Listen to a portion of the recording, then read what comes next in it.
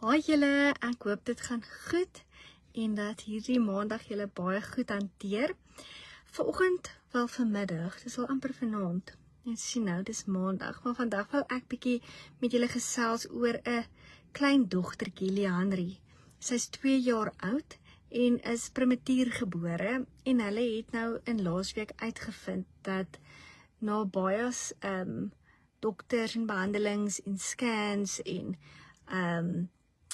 al die mediese prosedures en goed waardeur hulle nou is, dat sy definitief gediagnoseer is met cerebral palsy. En ek dink dit is nooit lekker vir ouers om enige diagnose van jou kind te kry nie. Wat so lewenslank by daai ou lyfie gaan bly. En dan saam met dit is daar natuurlik die ding van mediese onkoste. Dit is nou bevestig en nou moet die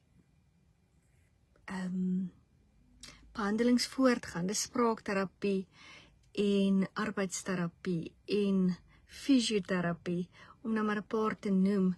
Maar enige iemand wat 'n kind het, of 'n klein kind, of iemand ken wat 'n geboortedefek het of 'n kroniese kondisie het, weet daai uitgawes hou eintlik net nooit op nie. Nou Leandrie se ouers het dit het by my uitgekom dat hulle 'n raffle reël.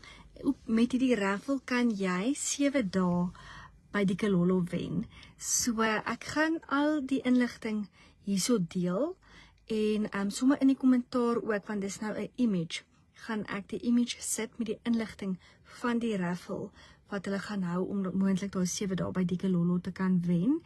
En dan kan julle net op die WhatsApp link klik en gaan deel word van die raffle.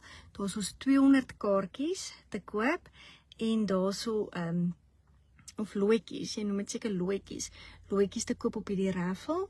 En dan is die koste R250 per looitjie. Jy kan natuurlik soveel looitjies koop as wat jy wil. Maar al die inligting is op die WhatsApp groepie. As jy op daai link klik, dan sal jy nou mooi sien hoe werk dit. So ons wil net graag vir Leandrie se ouers sê. Ons wens julle alle sterkte vorentoe toe en ons weet die dorp en die gemeenskap gaan saamtrek om daai 200 looitjies kafdraf te koop, om julle arms bietjie omhoog te hou, so bietjie sterk te hou in hierdie tyd. En mag goedheid en guns julle deel wees in hierdie proses, in hierdie tyd. En ons sien uit om te hoor hoe Leandrie vorder van 2-jarige met serebrale verlamming tot wanneer sy groot is en 'n vol lewe kon leef. So in en om Platteland, in en om Klerksdorp, ons weet, dis nie die eerste keer wat ons iets vra van julle af nie, en julle het ons nog nooit teleurgestel nie.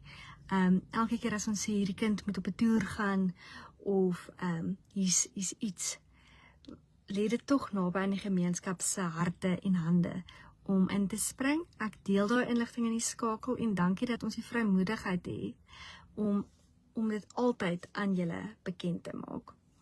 Alles wat mooi is vir julle.